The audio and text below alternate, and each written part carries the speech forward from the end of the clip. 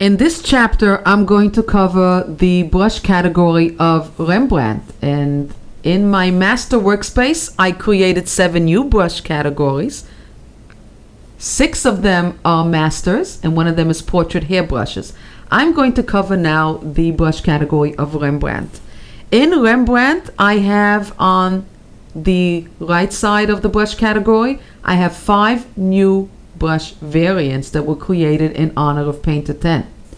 I'm going to show you how I use this brush, and obviously I'm not going to be able to do an entire painting, but I'll give you enough that you can have a way to try to recreate Rembrandts yourself. So first, let me demonstrate the brush strokes on Rembrandt's painting as well. This is a famous painting that Rembrandt painted many years ago. Much more than many years ago, a couple of 100 years ago. And it was a painting of Jan 6. And I'm going to come in here with the brushes that I created and paint directly above his painting to show you how they replicate exactly Rembrandt's brushstrokes. Now I'm going to go first to Rembrandt's blender. I have in here a blender, a color, which adds color, detail for the fine details, thick oil, which is nice, thick, oily color that I add, and something transparent glass, which I will show you soon, a nice surprise. The way I work with the master brushes is I don't work on the canvas, and I don't work on an empty layer as well. What I do is I work on a master layer, and a master layer is something that I've created. What I'm going to do now is go to in here, I'm going to go to my move tool, and I'm going to come in here and say select all, and I am now selecting the entire canvas. And when I hold down my option or my alt key, I get a double arrow. I click in the image and I just duplicated the canvas layer. I'm going to double click on the name layer, and I'm going to call it master layer. I now have a master layer, which is a duplicate of my canvas, and this is where I apply all my master brushes, Rembrandt, Cassatt, and so on. Now, I'm going to go back to my brush, and in here I have resaturation at 0. So you would think that I would add an empty layer like I do with the other blenders. Let me show you the difference in this brush. I mentioned to you in other chapters that every brush has its own numbers and own specification of how it works. There are brushes, and mostly the ones with 0 resaturation, that blend and they pick up underlying color. But the way the master brushes work that have 0 resaturation is not only do they blend whatever is under it, but they blend it with what is on that layer as well. And let me demonstrate. In the master layer, I'm going to come in here just like this and just come in and start blending the color. And I'm blending exactly what's there. If I were to put an empty layer above it and pick up underlying color and start blending, it adds white to the blend. That's because the way the master brushes work is that they pick up underlying color and blend on a separate layer. And let me close the eye. But they add whatever is on that layer that they're blending on as well. And what is on an empty layer, on a transparent layer default, is white. Wherever I'm going to go, it's going to give me white, whether it has any color on it or not. If it were a layer full of a different color, let's say I'm going to come in here and take a Norman Rockwell, and I'm going to paint that over here. And then I'm going to come in with my blender, my Rembrandt blender. It's going to blend that color for me. It won't add white in there. But if I go right next to it, because if I close over here the eyes, it shows you that right next to it there's nothing here. But transparency in Painter is white. So it'll pick up the underlying color and it'll add me white as well. You see? Okay, now that I made a wonderful mess of this, I got rid of that layer. And let me continue to demonstrate. So I don't work with an empty layer, I work with a master layer. And let me undo. Let me undo this and let me actually continue to paint. So what you saw over here is that I began to blend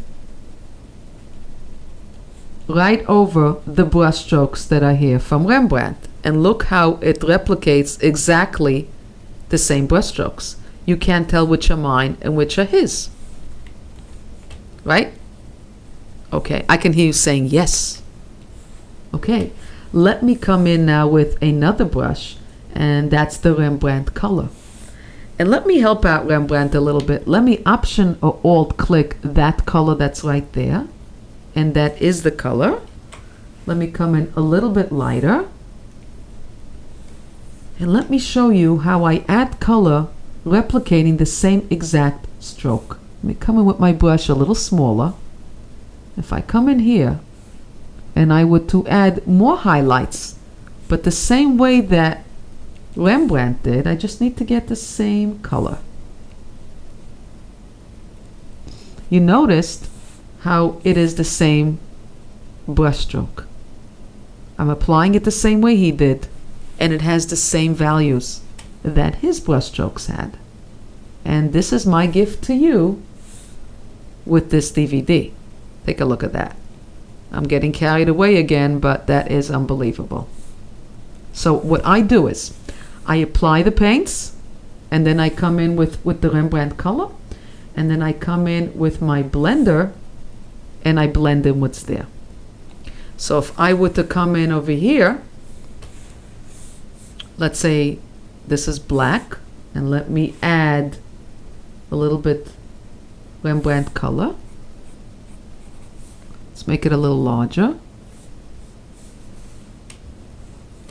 I don't know how that image just got smaller on me.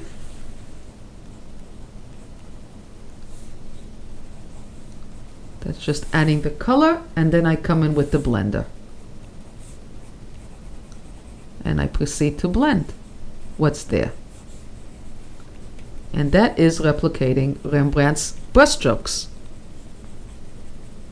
I'm going to leave this on the side for now, because actually what I'm doing now is I am painting and blending a painting.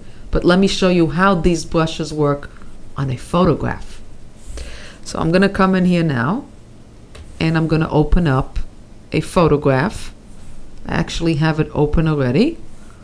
I'll minimize this to the side. I have a bowl of fruit here. I call this my Rembrandt fruit because the colors really replicate the style and the look and the feel of Rembrandt paintings. So again, I want to paint this painting, and I never want to work on the canvas. I want to blend. I want it to be on a separate layer. I'm going to create a master layer. So I am going to come in my move tool. I'm going to go select all. I'm going to hold down my option key. You can get double arrow, click in the center, and now I double click on that. I'm going to call it my master layer. Say OK, and I'm going to continue to paint. And now I'm going to come in. The way I start is first I start with the blender.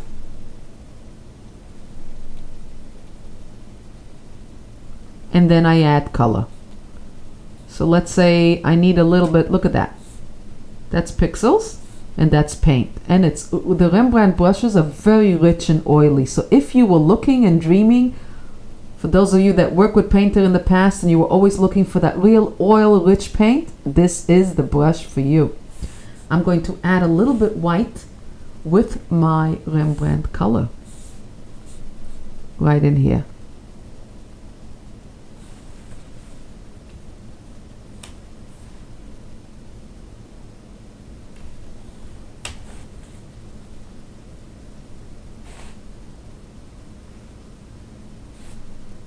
I added some white, and now I'm going to come in with my blender and I'm going to blend it in. I'm going to leave this here for now because there's another brush I want to introduce, and then I'll be able to use that on this as well. That looks nice and oily. I can smell the oil.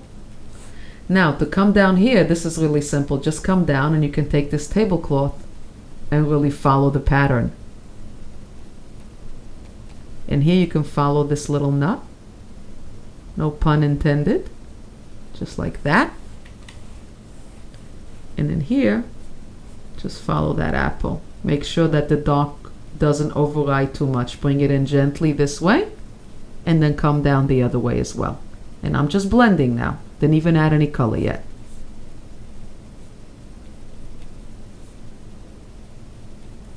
And in here, in this little core, I would add my Norman Rockwell and add that detail that I love to do. Okay, I'm going to jump right over, basically just take a quick look at that apple. I just love the way that looks. That's a photograph, and that is the painting. Let me come back in here now. We have glass. What are we going to do with glass? If I'm going to come in now with the blender and I'm going to do this, it's going to flatten the glass. It's not going to look good. How do I paint glass and make it look painted, yet maintain its transparency? If I work with grainy water, it's going to make it muddy. I have created a brush in the Rembrandt category called transparent glass. And that's exactly what it's for. I am going to come in here now, and let me just make sure that I have it at its default. And I'm going to start painting. And again, it needs a master layer. It doesn't work on an empty layer. And I'm going to start to pull the pixels together. I have here 25% strength. I can pick it up a little bit, and that way it'll blend much stronger. It depends on the image. And I'm going to do this as well. And yes, I'm pulling the orange left and right, but I'll show you how to fix that.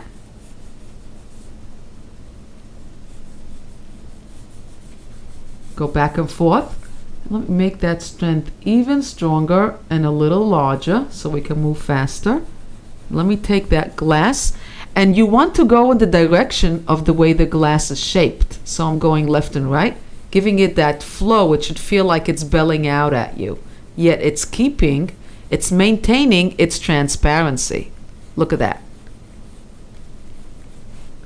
And over here, I'm just gonna go and fix that orange. It should look round. So I'm just going over it very gently, and then inside, and pulling that a little bit as well. So if you're going to back away a little bit, and I close the eye, you see that is the photograph, and that is the painting. Is that cool? I use this brush on transparency, on reflection, and on bridal gowns and veils. And there you have it. That is the Rembrandt category. Go for it and enjoy.